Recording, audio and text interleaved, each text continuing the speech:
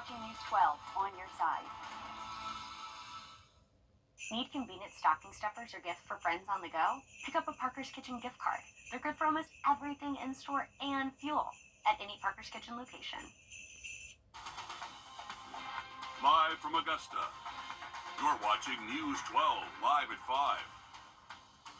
Good evening, I'm Meredith Anderson. Tonight we are finally getting answers to questions we've been asking since the shooting Saturday at Fort Eisenhower put the post on lockdown for several hours. We're learning an Army National Guard soldier is charged with murder.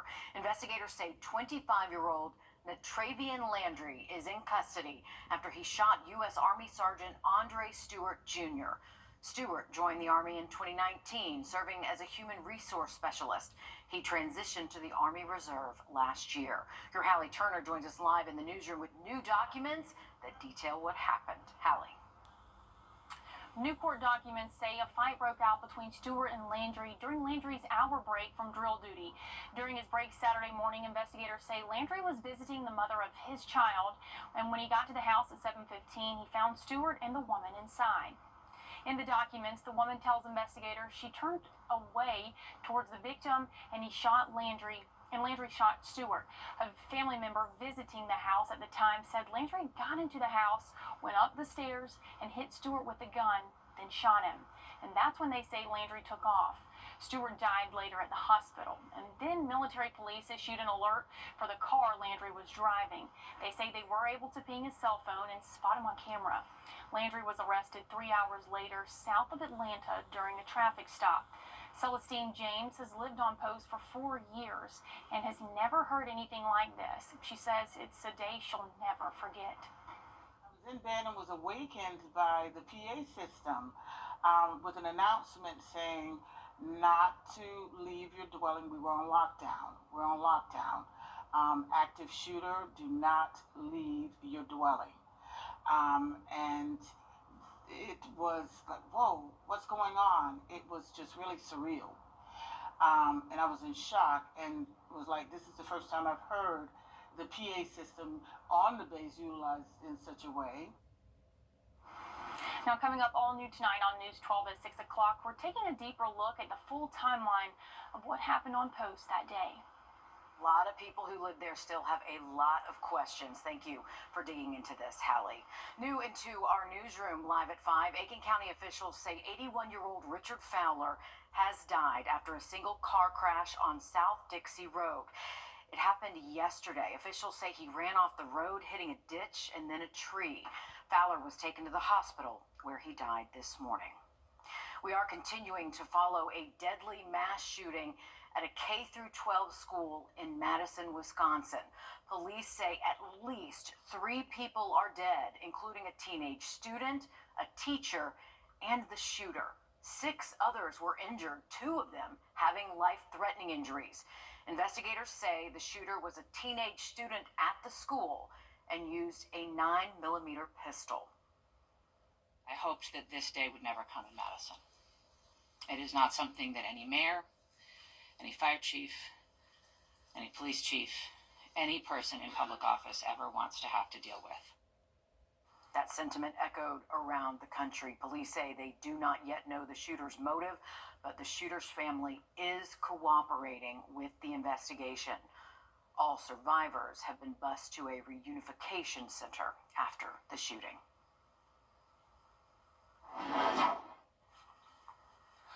Well, it was day after waking up front. We'll have more on this full forecast in just about 10 minutes. All right, thanks for that, Riley. Those of you in Augusta, don't forget, tomorrow is another town hall meeting about Hurricane Helene. Leaders plan this one in advance to share updates on recovery efforts and to take your questions. It'll be at Diamond Lake starting at 6 o'clock. Another one, if you can't make that one, is scheduled for Wednesday. It's at the Municipal Building. That meeting is also expected to start at 6 o'clock. Commissioners Tina Slindak and Don Clark are expected to be there. The The GPS system in America is vulnerable to attack, and there is no backup in place, according to tech experts. National investigative reporter Brendan Keefe is here with us live from Atlanta with a preview of his story that you'll see here in just 30 minutes. Brendan, thanks for your time. The construction of Columbia County's new and only hospital is moving right along. Officials say they are still on track for a mid-2026 opening, which is incredible considering Helene, right? And crews are more than 50% done with construction so far. We're told crews are working on both the outside and the inside of the building. Students across South Carolina will soon be going on their winter break, and when they get back in January, a new rule will greet all of them. No cell phones allowed in the classroom. Your State House reporter Mary Green has the details on what families need to know. This new policy follows a directive from here at the State House requiring local districts enact some sort of student cell phone ban starting in January or put their state funding at risk. The main goal is that we want students to be fully focused in the classroom. We talk a lot about chronic absenteeism, and I'm worried about students who are chronically absent while sitting in the classroom because they're distracted by technology. Earlier this year, the State Board of Education approved a model policy that prohibits students from accessing devices, including cell phones, smartwatches, tablets, and gaming devices during the school day, with very limited exceptions. In the months since, districts have adopted their own policies that were required to be at least as strict as the state's. But they had the flexibility to decide other factors, like whether students could use their devices on buses and at after-school activities, and what the consequences would be for students who break the rule. Rock Hill Schools has had a cell phone policy in place since August 2023, before the state's, and says while there was some anxiety when it was first implemented, it's been successful. Children are reconnecting. Coming out of the pandemic, you saw a lot of kids who were on devices, on their phones, not really talking to one another. But now you go out to one of our high schools during class exchange or during lunch periods, and you see kids reconnecting over books, reading books, and having conversations. Superintendent Weaver says the Department of Education will stay in communication with both districts and with teachers in the months ahead to see what's working, potentially craft further recommendations, and ensure that this mandate is actually being followed. Reporting from the State House, I'm Mary Green. A Georgia town is cementing its place in music history. We'll show you why this town is being honored coming up. Riley? And we had a little fog out there early this morning, expecting more of it heading into tomorrow and Wednesday. Have a look at your full forecast just after the break. Time and Temp, brought to you by your First Alert weather team. This is not you. Tonight in Aiken, Rock Truck, Iron Horse Grill, and the Aiken Downtown Development Association are hosting a concert. The inaugural Nashville Songwriters Showcase to benefit hurricane relief starts in just under an hour. Tickets are $60 to enjoy a night of great music and to support a great cause. A cause, Riley, that we know all too well as we are still all recovering from Hurricane Helene. Definitely so, Mayor. Still a lot of cleanup left, and a great way you can help contribute to those causes, helping get us back to normal after Helene. And it's a great night to get outside. I mean, we got nice temperatures, not going to be overly cold tonight. We'll keep temps in the 40s, so at least above freezing. But wanted to show you this current view outside of our studios. You can see this I-20 eastbound lane is pretty much at a standstill. So we are noticing the slowdown here right near the state line. Just a heads up if your commute does take you that direction. Did finally get a little bit warmer this afternoon. We're up to 65. And those high temps today did reach the mid-60s. Could actually see the 70s by tomorrow and Wednesday. The one thing we have to worry about late tonight, early tomorrow morning, is some dense fog forming across the region. So if you are going to be up late tonight or around sunrise tomorrow, those temps will bottom out mid-upper 40s, and we'll see that fog form in a number of locations. So just be safe on the roadways.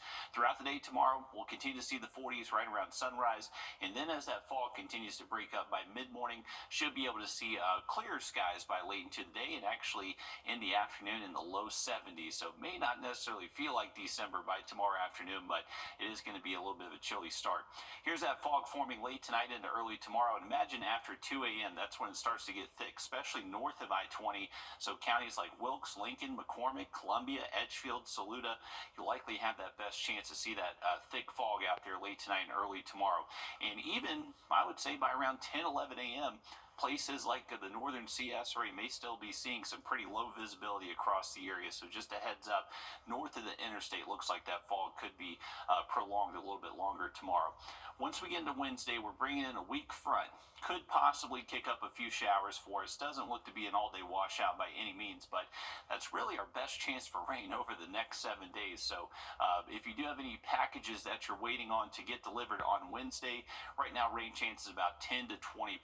So I would say your chance of coming home to a wet package, not necessarily super high, but just going to be a relatively cloudy day. Temps will be warmer in the 70s, and just can't rule out maybe a sprinkle or a light shower at times. Here's the way it's looking at our in-house model. So fog starting to form late tonight, early tomorrow.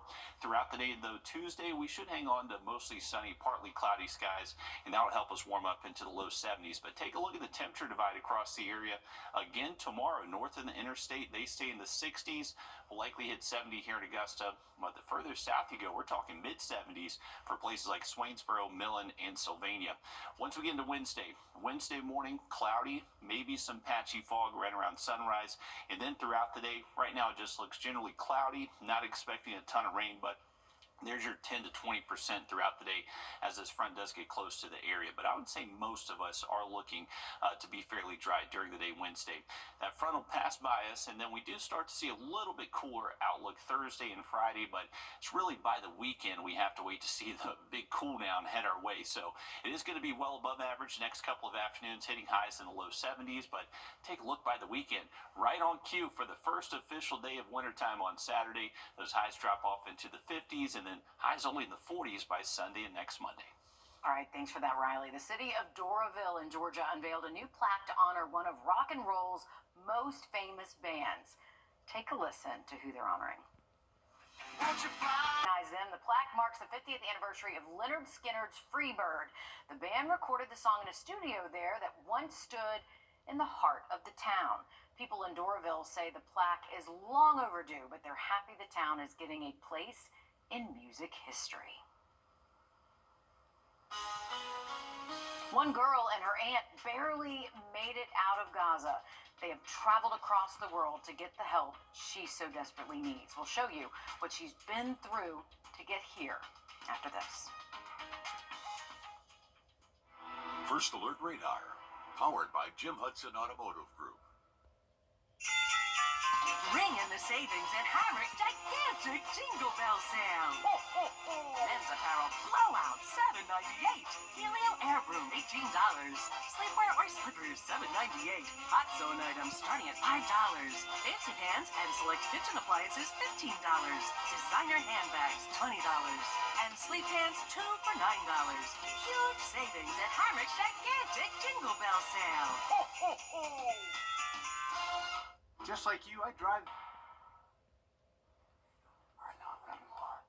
You're watching News 12 live at 5. Continues. Good evening, and thanks for joining us live at 5. I'm Will Rio. And I'm Meredith Anderson. We start this newscast with the latest from Madison, Wisconsin, the site of our nation's latest mass shooting. At least 3 people are dead, including the gunman at a K-12 school. The gunman identified in the last half hour as a 17-year-old girl and was a student at Abundant Life. Officials say this happened at around 11 a.m. Central Time at Abundant Life Christian School. About 390 students from kindergarten through 12th grade attend the school across 28 acres. So a close-knit, small school-type group. At least 5 others were injured when the shooter reportedly used what investigators say is a 9mm pistol. In a news conference earlier today, Madison police said no officers fired their weapons, leading authorities to believe the gunman took her own life. No word yet on a motive. Well, we just got streak. Sticks around just about 10 minutes. All right, thank you, Riley. Gates are locked at Augusta City cemeteries nearly 3 months after Helene hit our area. Families have not been able to visit the final resting places of their loved ones because of all the devastation. Your Sydney Hood joins us live in studio with an updated timeline on when these cemeteries could open and really the extent of the damage here, Sydney. Well, this is already a delicate situation for officials because not only are you dealing with damage to historic property, but you do not want to disturb one's final resting spot no more than it already has been. We wanted to show you the extent of the damage while also being respectful. This is inside Magnolia Cemetery, and you see trees uprooted and broken headstones. Cemetery cleanup requires special equipment compared to what you're seeing in neighborhood streets. Steve Castle with ISM Engineering says FEMA and the State Historic Preservation Office have to review the damage. He says right now workers have the approval to remove the debris off the graves, but they have to do so without disturbing the root balls. We're going to lift the trees off and get the debris out of here. The root balls themselves, we have to cover those holes up with either some sort of canvas or something that protect those and preserve that so people don't go in there and do anything. Castle says eventually they'll have to bring in an archaeologist to look at the root balls to make sure there's nothing sensitive under there. Now, what this means moving forward, including how city officials are working with FEMA on reimbursements, we'll have that coming up all new tonight on News 12 at 6 o'clock. All right, thanks, Sydney, for those updates there. Demonstrators in Conyers, Georgia, over the weekend holding up signs saying, "Please don't let this happen again." It's the same message families have been hearing and sharing since September 29th, when a massive fire at BioLab sent plumes of chemical smoke into the air. Now there are growing calls to Rockdale County commissioners to shut down the facility for good by revoking its business license. In a meeting earlier this month, the commissioner chairman saying speakers were not allowed to comment on BioLab due to a pending lawsuit, but neighbors say the chemical fire has them worried about the safety of their families. I remember looking out the back window and seeing my wife with a dog outside, breathing in the fresh, what we thought was clean air, and I had to yell, "Hey, come inside." I can't expect to raise a kid if I need to constantly be in fear of having to, where's the gas mask? How do I put the gas mask on my little baby girl? In a statement to Atlanta News First, BioLab says in part they do respect community members' rights to gather peacefully. They go on to say that they have worked continuously to address the needs of impacted residents and business owners. BioLab has since reopened its distribution center, but not the manufacturing portion of the building. At the start of next year, Medicare will no longer reimburse doctors for some telehealth visits, forcing patients to go back to the clinics or maybe not go at all. Yeah, your Abby Source details concerns from doctors who say this will greatly impact people in rural parts of the state. Close to 2 million Georgians are Medicare beneficiaries, meaning they use the federal program. To qualify, you have to be over the age of 65 or have a disability. During the pandemic, the U.S. Department of Health and Human Services expanded their telehealth offerings. That will change next month. The U.S. Department of Health and Human Services will soon not reimburse doctors for specialties like physical therapists, speech-language pathologists, and audiologists. Medicare is the second largest federal program behind Social Security, totaling $839 billion. Dr. Cecil Bennett says it'll cost more in the long run. Seniors need physical therapy. Now, you can imagine that physical therapy usually you have to go to once or twice or 3 times a week. Someone who has immobility, someone who doesn't have access to transportation, where they're going to find the resources. Bennett was recently appointed by the governor to the Georgia Board of Healthcare Workforce. There are not enough medical professionals practicing in rural parts of the state. He said without one visit to the physical therapist, a fall could be deadly. Increased risk of fall leads to increased risk of a hip fracture, and there's a rule of thirds when it comes to hip fractures. A third recover, a third are permanently disabled, and a third die. Jessica Wagner with RxNT, a cloud-based healthcare software company, says people now rely on telemed. This change means patients could forgo or push off care. They end up in an emergency room, and they oftentimes end up with a worse situation than if they had just seen a provider to begin with. The change begins January 1st. The Department of Health and Human Services will still cover mental health and primary care visits. In Atlanta, I'm Abby Kasoris.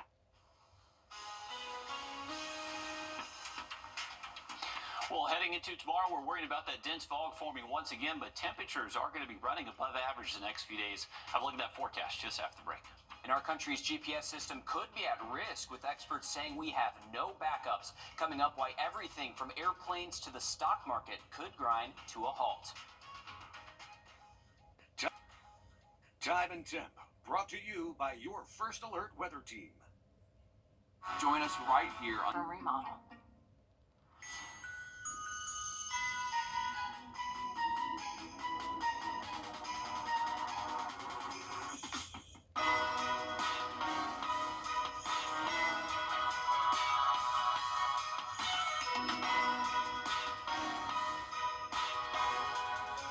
Get 3.9% APR plus 1,000 purchase allowance on the Cadillac XT5 and XT6 when you finance through Cadillac Financial. Visit Jim Hudson Cadillac of Augusta. I have so many. I love to start decorating with family right after Thanksgiving. I enjoy waking up on Christmas morning and watching the Disney Christmas Day Parade with my mom. Okay, we also have to do Christmas cookies. I get to sleep in. Do you currently have a Medicare supplement? If you've had it for a few years, you probably noticed the rates continue to rise. If you're in pretty decent health, there's a good chance we can get you that exact same coverage for a lot less. Give us a call or visit our website, areu64.com. Welcome back. Here's a live look outside of our studios. Remember those days where kids went to the mall to see Santa Claus? That's not easy to do these days. I'm Jamie Tucker, coming up with a smartphone app where Santa Claus makes house calls. First Alert Radar, powered by Jim Hudson Automotive Group. Hi, Suzanne Lily Honeymuckle here with Hardwood Floors & More. For over 35 years, we've been helping clients in the CSRA, and we would love to help you too. Hardwood Floors & More wants you to understand the performance level of all flooring types, so you can select the perfect floor for your home. And we want you to understand the process from start to finish. Visit Hardwood Floors & More today and see why we are the company that friends recommend. Hardwood Floors & More, so much more in store for you. Brace for less if you have... And save $1,000 off your complete bathroom remodel.